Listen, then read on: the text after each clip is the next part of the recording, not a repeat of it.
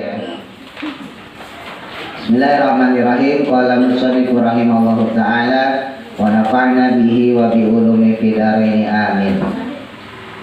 An-najasatu bermula segala najis ya. Berbagai najis atau jenis-jenis najis itu salasut ada 3. Ada 3 jenis najis. Yang pertama mughalladatun, najis mughalladah, najis yang berat.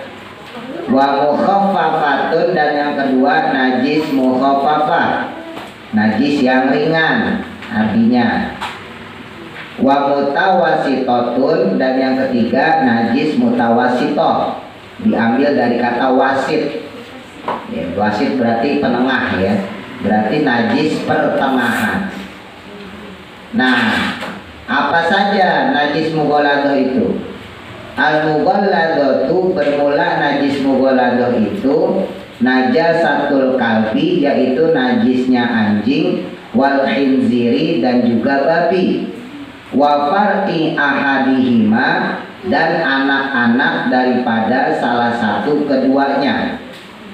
Jadi yang pertama najis mughalladah, najis yang berat, yaitu najisnya anjing dan najisnya babi, dan juga anak-anak daripada keduanya. Maksudnya najis anjing dan babi di sini adalah ketika dia basah, baik air liurnya, ya, baik itu ilernya, ya, atau bulunya ketika dia basah. Jadi misalnya ada anjing bulunya basah, dan dipastikan anjing itu sering basah bulunya, karena dia sama kayak kucing, sering jilat-jilatin badan ya. Jadi kalau bahasa perhewanan mandi ya, mandinya kucing, mandinya anjing itu yaitu ngejilat-jilatin badan. Nah, kalau ada teman-teman kita yang suka jilatin badan, berarti itu rada-rada mirip.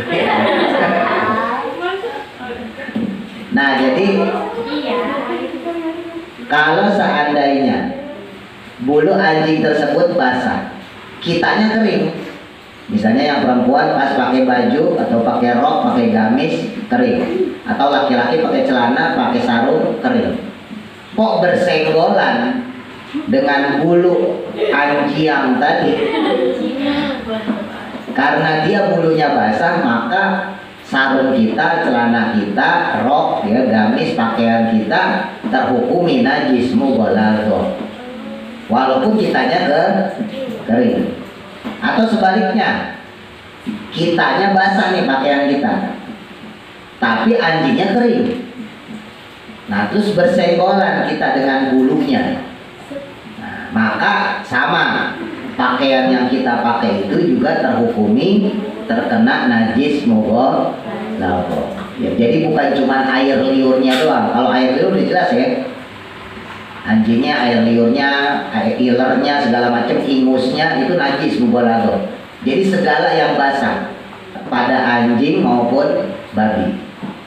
Nah, termasuk anak-anak dari keduanya.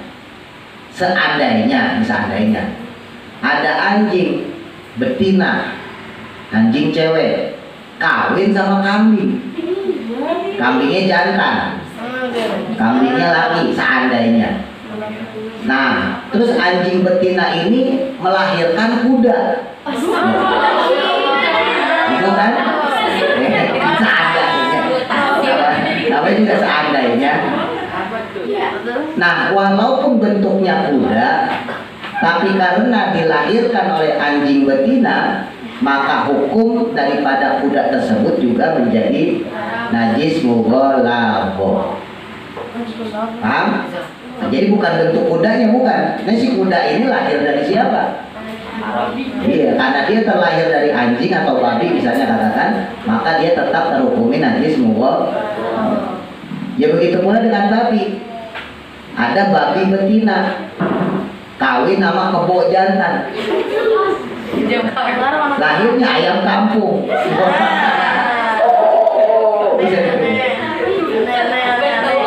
Nah, itu kan aslinya halal ya, tapi berhubung karena dilahirkan dari babi yang haram, maka terhukumi juga Gitu, ini contoh aja.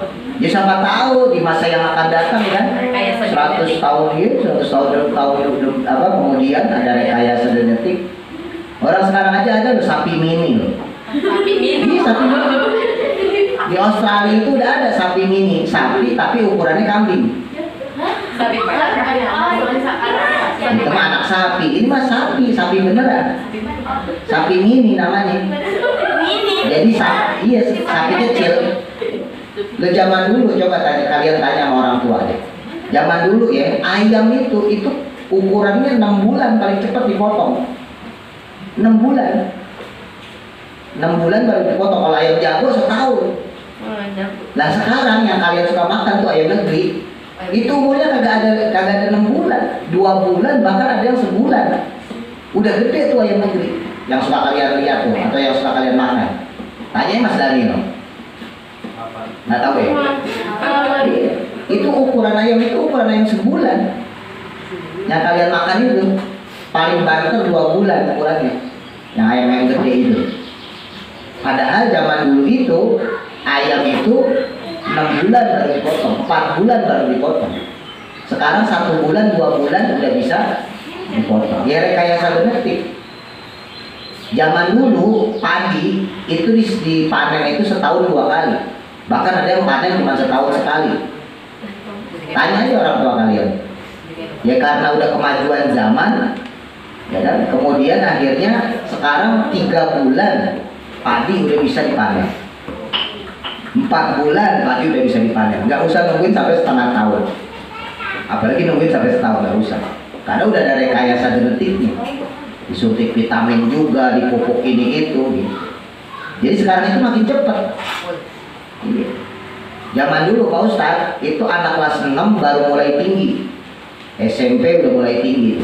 Kalau anak sekarang udah kelas 5 udah mulai tinggi. Bukan pendek, kelas 5 udah mulai tinggi. Damar tuh, udah mulai tinggi. Kamanda kelas 5 udah mulai tinggi. Nabila mulai lebar. Fadil udah mulai lebar. Maksudnya pertumbuhannya itu udah mulai dari kelas 5. Makanya anak sekarang, ya teman-teman kalian lah, tinggi-tinggi kan, kayak Mas Dhani itu tinggi, Adit tuh, ya kan, Diat, ya kan, yang dulu ngaji, yang udah berhenti sekarang si siapa Randi misalnya gitu, Rizky lah yang masih ngaji deh tuh, Dimas, no. Udah mulai SMP mau tinggi-tinggi. Coba lihat aja bapak-bapak kalian zaman-zaman dulu, yang seumuran Pak Ustadz lah, pendek-pendek. Iya, karena belum ada rekayasa genetik. Jadi jangan-jangan kalian juga termasuk rekayasa genetik kan? Dulunya disuntikin apaan gitu. Jadi lulusan corona. Kan diimunisasi lulusan corona. Ya, gitu. Ya, jadi najis mughaladzah, najis berat. Nah yang kedua, najis mukhaffafah. Wal mukhaffafah itu adapun bermula najis mukhaffafah itu baulus sobi, yaitu kencingnya anak kecil, alladzi lam yata'am, yang dia belum makan, ghairal labani, selain daripada susu, maksudnya air susu ibu, walam yablugil haulaini, dan belum cukup atau belum mencapai umurnya 2 tahun. Kalau najis mukhaffafah karena dia najis ringan, yaitu najisnya anak kecil yang dia kencingnya itu najis mukhaffafah. Kalau si anak kecil tadi, 1, dia laki-laki, 2, dia belum minum apapun selain air susu ibu. Yang ketiga, usianya belum mencapai 2 tahun. Nah itu namanya najis mukhaffafah, najis ringan. Jadi andai kata yang kencing perempuan, umurnya belum tahu 2 tahun, belum minum apapun selain ASI, belum minum susu formula, belum minum sun, bubur bayi. Nah, tapi masalahnya bayinya perempuan, maka kencingnya bukan najis mukhaffafah. Gitu. Atau bayinya laki-laki, usianya belum 2 tahun, tapi minumnya udah macam-macam, udah masuk susu formula, udah minum sun, minum Coca-Cola,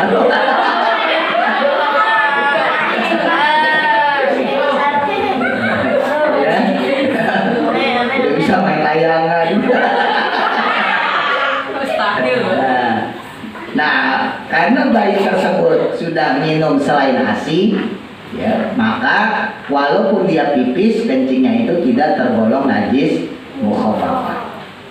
Atau baiknya laki-laki, ya belum minum apa-apa kecuali ASI, belum minum susu formula, belum makan sun dan seterusnya, tapi usianya udah lebih dari 2 tahun, 2 tahun 1 bulan misalnya, karena masa isapi supaya buat berhenti nenek, ya, karena memang harusnya bagusnya bayi itu disusuin sampai 2 tahun, ya. Nah kalau yang kayak begitu, karena dia sudah lebih dari 1 bulan masa isapinya, maka hukum kencingnya sudah lagi tidak najis mukhafafah. Nah ini peringatan buat kalian kalau udah nikah, udah gede, ya. Jadi jangan sampai kalau kalian udah punya anak, ya walaupun ini kalian masih kecil, Ustaz kok jauh amat, ya namanya juga pengajian kan ngasih tahu masa depan. Kalau nanti kalian udah punya anak, usahakan IC-nya, minum susunya sampai 2 tahun. Insya Allah nanti anaknya sehat, ya pintar juga. Ya coba bosan belakang kali contoh, bukannya bosan sombong, contoh aja Patir. Patir tuh mau ini disusuin 2 tahun, Neng disusuin alhamdulillah 2 tahun. Coba lihat, Patir lumayan lah cerdas ya kan, dia jarang sakit juga. Ya sakit biasa demam batuk, Patir punya asma ya biasa pas sakit asma, tapi nggak tiap bulan, ya kan. Nah kadang yang Ustaz lihat nih, anak-anak zaman sekarang, dulu orang tuanya itu dia nggak tahan, akhirnya minum ASI-nya cuma 6 bulan, minum ASI-nya cuma setahun, dikasih susu formula aja, Denko, ya kan, SGN, ya kan, pasti tahu tuh, ya kan, susu sapi yang susu formula, akhirnya anaknya kayak sapi, susah diatur, iya. Jadi ini penting ya. Ya tetap nanti kasih susu formula tetap, karena kalau udah rada gedean udah setengah tahun kurang kenyang kalau cuma ASI. Memang kalau ASI itu tidak mengenyangkan dia, tapi itu bagus buat metabolisme tubuh, buat kondisi daya tahan tubuh, buat nanti kalau udah gedenya. Emang waktu masih kecilnya belum berasa, tapi kan udah gedenya, anaknya lebih cerdas, anaknya lebih pinter, lebih kuat daya tahan tubuhnya, tidak gampang sakit gitu. Nggak kayak anak sekarang, sebulan meriang, ya, bulan depan kena hujan lagi bengek, bulan depan tulangnya pada sakit. Nah ini pentingnya ngaji. Kalau ngaji kalian dikasih gambaran kayak begini. Kalau orang tua kalian, mohon maaf, belum tentu masih tahu. Nanti Nabila kalau udah gede, gitu ya. Nanti Manda kalau udah nikah, ASI ya kawin gitu. Pernah nggak gitu? Nggak pernah kan? Nah pentingnya ngaji gitu. Ustadz yang bertugas ngasih tahu. Dan kenapa dikasih tahunya dari kecil? Dia mumpung masih kecil jadi ingat.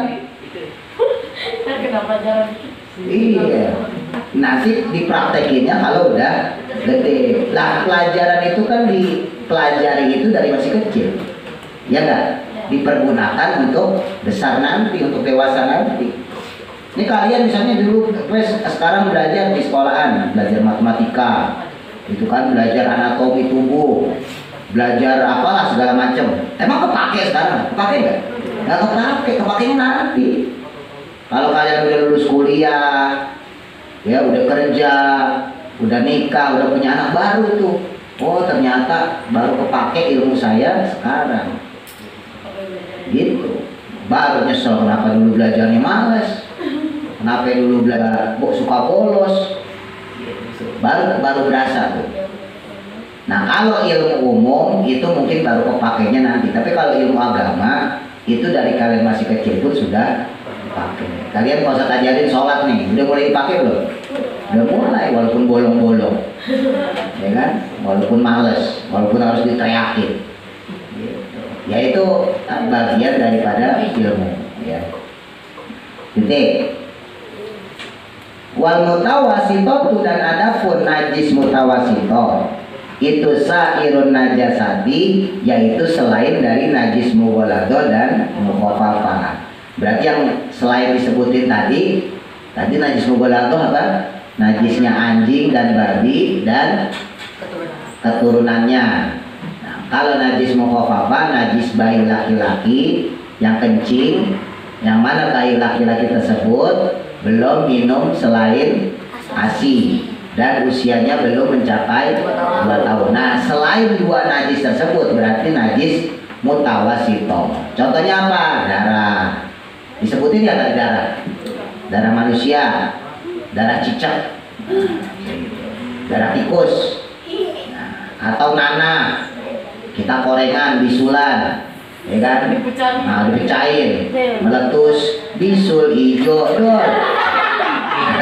Nah, itu sangat kacau. Nah, itu berarti ingus najis nggak? Najis. Berarti hidung kalian najis semua dong. Ayo. Enggak, ingusnya najis. Reak najis nggak? Enggak. Kecuali ingusnya bercampur darah. Kecuali reaknya bercampur darah, itu najis. Tapi kalau ingus mah kagak najis. Nah, kalau ingus najis berarti hidung kita kan ingusan. Berarti hidung kita najis dong. Kesentuh sama orang jadi najis orang. Ya enggak? Beda sama iler. Kalau iler yang keluar dari dalam badan itu najis. Tapi kalau iler yang keluar dari rongga mulut itu tidak najis. Ya. Jadi ada 2 iler itu, ada iler yang keluar dari rongga mulut, ada iler yang keluar dari dalam badan. Ya. Iler yang keluar dari rongga mulut itu hakikatnya sebetulnya ludah. Misalnya kalau di antara kalian ada yang pernah tidur sambil duduk. Kalau yang laki-laki mungkin pas Jumatan tuh, ya kan, lagi dengerin khotib, ya kan, alhamdulillah, mulai mata remong-remong. Alhamdulillah nahmad wa nasta'in wa nastaghfiruh, mulai mual. Wa na'udzu billahi min syururi anfusina, mulai nunduk. Wa min sayyi'ati a'malina, mulai makin bawah lagi, ya kan. May yahdihillahu fala mudilla lahu.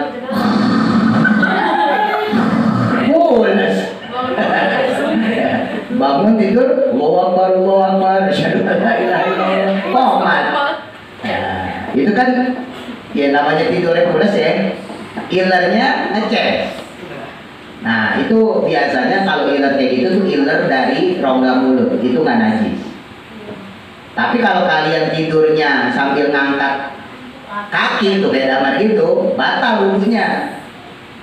Ingat, kalau kayak gitu wudhu lagi baru sholat Jumat yang laki-laki, hati-hati. Kayak Mas Dani misalnya tidurnya di luar begini ya, kayak damar tuh gitu tuh. Tapi kalau tidurnya sila, bokongnya pantatnya menetap pada lantai, maka dahu yang belum pernah kita bahas, maka ya kayak gitu kita membatalkan wudhu. Andai kata udah komat, ya, andai kata udah komat, Allahu Akbar, kita langsung bangun sholat nggak masalah. Tapi kalau kakinya diangkat, ya, udah nggak menetap lagi pantatnya pada lantai, batal wudhunya. Hati-hati, wudhu lagi, baru sholat, nggak boleh langsung sholat. Kalau langsung sholat, baru sholatnya enggak sah. Gitu ya. Nah, itu kalau iler yang pas lagi tidurnya duduk, keluarnya dari rongga-rongga mulut. Nah, iler yang kayak gitu kagak najis. Tapi kalau kita tidur dengan posisi terlentang, apalagi tengkurap, nah itu iler yang keluar bukan dari rongga mulut doang, tapi iler yang dari badan, dari dalam badan. Akhirnya pas kita bangun, bantal kita ada pulau Sumatera, ada pulau Jawa, pulau Bali, ya kan? Ada Dayak, ada Kalimantan, dan banyak juga yang lainnya. Gitu. Nah, itu baru najis tuh, yang kayak gitu najis. Nah, sekarang cara mensucikannya. Al-mughallaghatu adapun bermula najis mughallaghah itu tathuru bisa suci bigosliha dengan basuhan sab'an sebanyak 7 kali. Jadi membasuhnya sebanyak 7 kali ba'da izalati ainiha, sesudah menghilangkan najisnya atau menghilangkan ainun najasahnya, zatnya.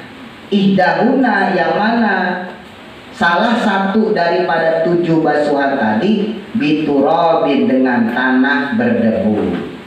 Nah, jadi kalau najis mughallaghah berarti najisnya anjing atau babi ya. Tadi maka dibasuhnya harus 7 kali basuhan. Salah satunya dengan tanah yang berdebu. Nah, yang afdol itu pertengahan. Jadi 3 kali pakai air, 1 kalinya pakai tanah yang dicampur debu ya, tanah yang berdebu. Lalu nanti sisanya lagi, 3-nya lagi basuh lagi pakai air lagi. Jadi bukan kalian misalnya bagian tangan nih basuh pakai air, terus kemudian air lagi 3 kali, terus kemudian habis air terus pakai tanah, bukan begitu.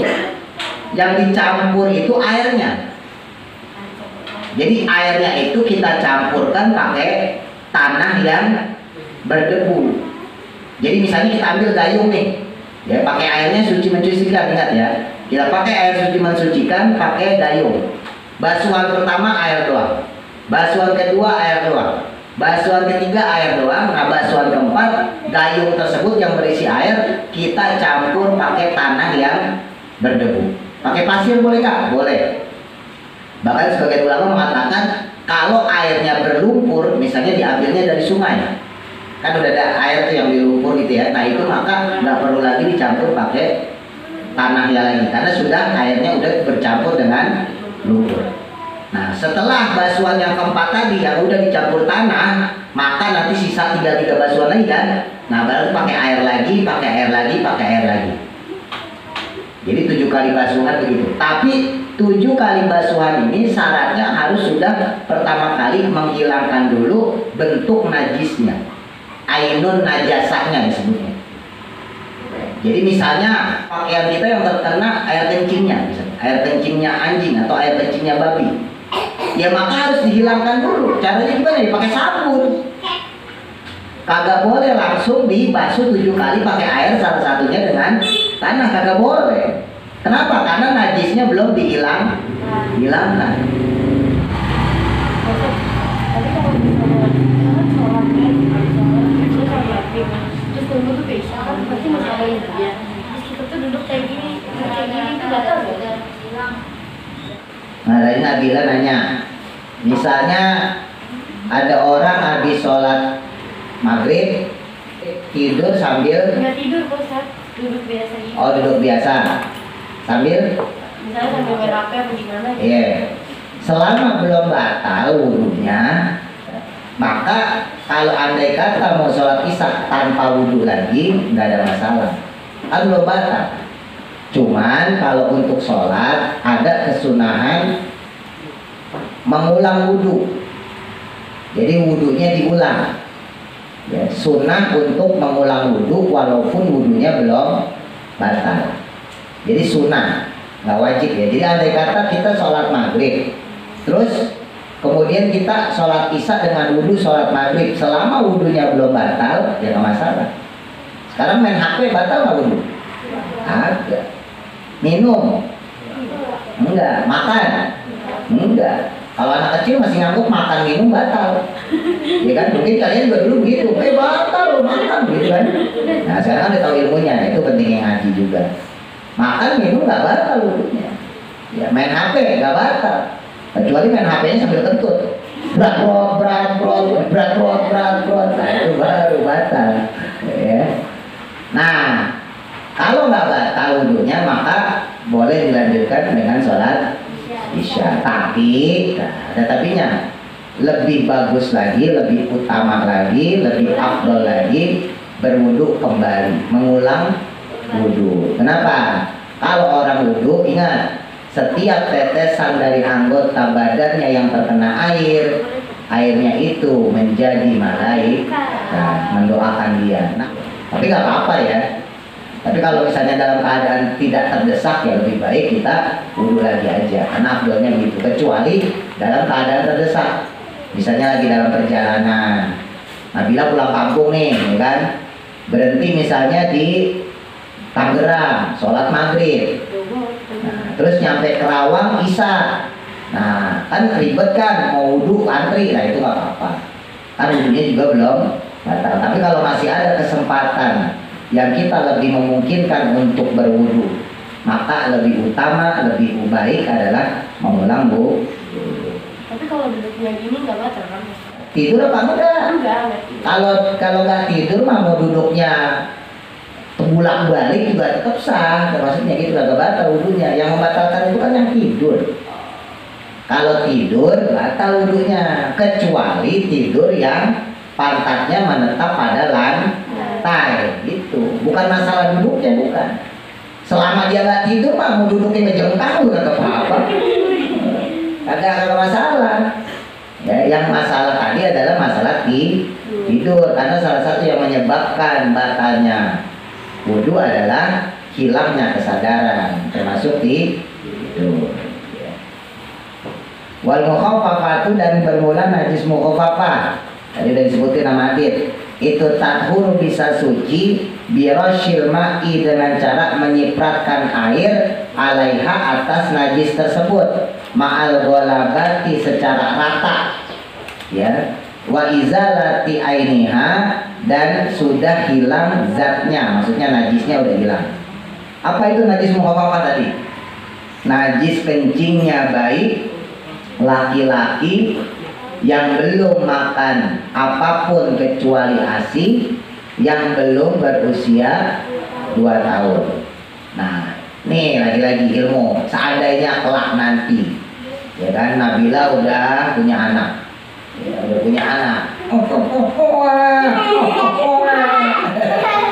Nah, kalau baiknya laki-laki, tadi ya, najisnya mau apa ya, kencingnya. Seandainya, ini seandainya kita ngebersihinnya ngelap doang. Ini najisnya dilap, ya, najisnya dilap, bekas kencingnya, kemudian dicipratin air. Dicipratin itu doang. Itu lantai yang terkena kencingnya bayi tersebut udah jadi suci. Nah, itu syaratnya, tapi tadi tuh bayinya laki-laki, umurnya belum 2 tahun, belum makan apapun kecuali air susu ibu. Ini mohon maaf, ini kalau saya kasih tahu rumusannya. Banyak di antara orang-orang, khususnya mereka-mereka yang nggak ngaji, najisnya bukan najis mukhaffafah, najisnya najis mutawasito, tapi cara mensucikannya pakai model najis mukhaffafah. Yang kencing bayinya udah lebih dari 2 tahun, katakan 3 tahun, ya, ngompol. Kalian misalnya punya adik ngompol, itu kebanyakan emak-emaknya, bapak-bapaknya itu mensucikannya kagak bener, jadi cuma dilap aja itu. Mending dilap, kadang-kadang dipel doang, dipel, terus dimasukin ember, embernya dengan air yang sama, terus dipel lagi, dimasukin ke ember lagi dengan air yang sama. Nah, itu malah jadi najis. Ini kalau bingung ya, harus kasih contoh. Ini ada najis di sini. Ini ada orang bawa pel, ya kan? Ini embernya nih, ember berisi air. Atau pakai lap lah kalau nggak pakai pel. Pakai lap buat najis. Terus pel tadi, lap tadi dimasukin ke dalam ember berisi air. Loh, pertanyaan bosannya, ini kan tadi airnya suci nih. Pas dimasukin lap, kan habis ngambil najis kencingnya anak kecil, si bayi, dimasukin ke ember. Pertanyaan bosannya, ini air yang di dalam ember jadi najis gak? Jadi najis. Terus diperas kok sama mama tuh, seret diperas, dibawa lagi itu, dipakai lagi buat ngelap kencing tadi, seret, ya kan? Terus dimasukin lagi ke ember tadi. Lo prakteknya emang begitu. Coba kalian lihat, ibu-ibu kalian, bapak-bapak kalau perlu nanya, Mah, emang kalau bersihin kencing dede bayi atau kencing aku dulu gimana sih? Coba tanya. Pasti betul bersihinnya gitu. Kebanyakan kalau yang nggak ngaji, kalau yang ngaji mah insya Allah enggak. Makanya kalau kalian masih ingat dulu, waktu kita belajar masalah tata cara mensucikan juga tahun kemarin, ya, masalah najis, gunakan air yang suci mensucikan. Yang paling gampang itu ya pakai keran udah. Ambil najisnya, bisa gitu ya, pakai lap atau pakai kain pel, lalu kemudian basuh di air keran. Nah, itu baru suci tuh. Baru nanti basuh lagi. Harus 2 kali 3 kali. Kenapa? Karena syarat pertamanya adalah izalatun najasah. Mengangkat dulu, menghilangkan dulu najisnya. Kalau najisnya belum hilang, terus kita langsung ratain, apalagi kita ratain langsung satu kamar, lah itu malah satu lantai jadi najis semua. Kalau kalian ke musola atau ke masjid atau mau sholat, habis wudhu nginjek itu lantai yang bekas najis, jadi najis gak kakinya? Berarti kita sholat membawa najis. Terus kalau sholat bawa najis sah nggak sholatnya? Kagak. Terus doa, ya Allah, saya lagi ujian, ya Allah, gampangkan ya Allah, berikan nilai yang bagus. Kira-kira kata malaikat apa?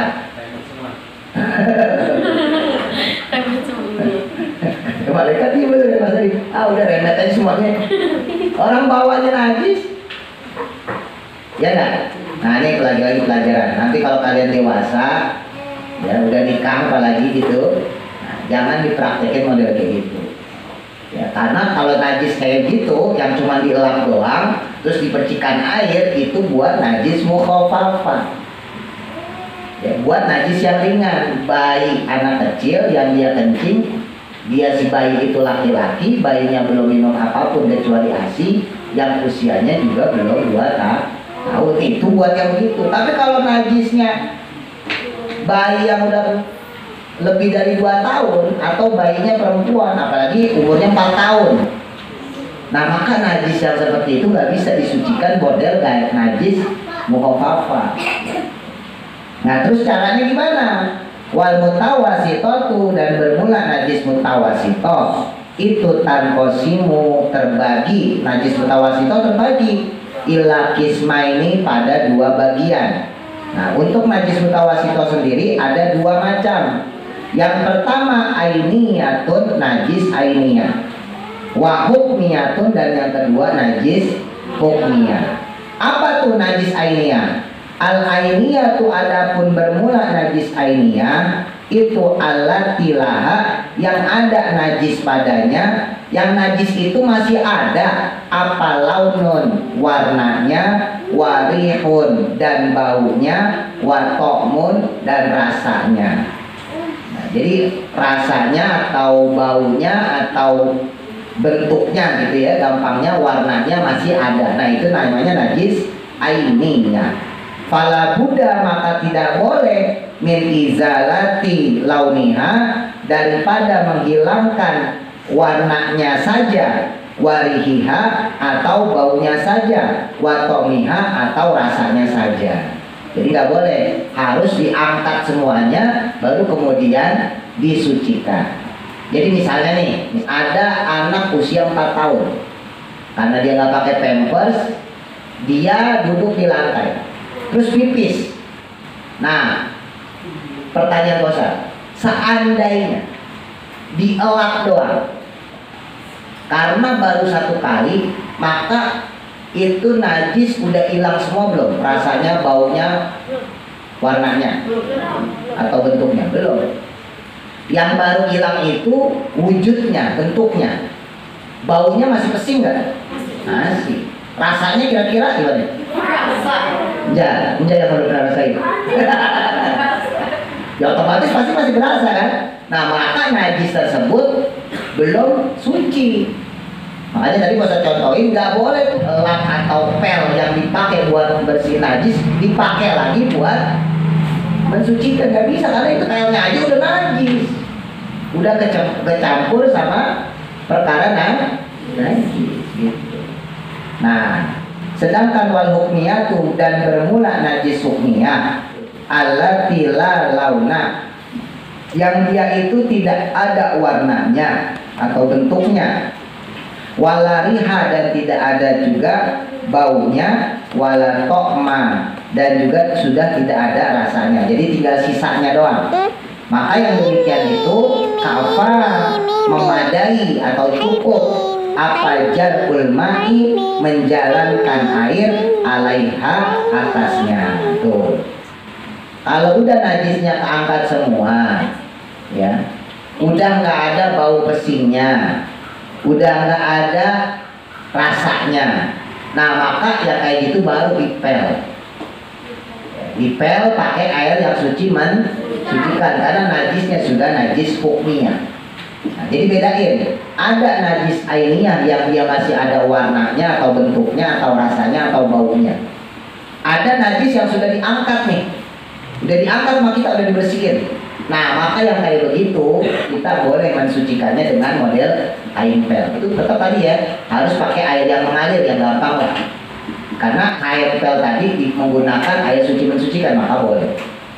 Nah jadi gampangnya begini, urutan najis. Ya, andai kan ada najis, maka pertama kali kita jadikan najis tersebut hukmiyah dulu. Karena najis ini najisnya ainiyah. Maka kita turunkan dulu derajatnya. Dengan cara apa? Dengan cara menghilangkan najisnya.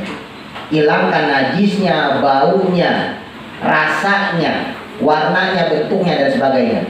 Setelah dia turun derajat dari najis ainiyah menjadi najis hukmiyah, baru kemudian kita hilangkan najisnya menggunakan air suci mensucikan.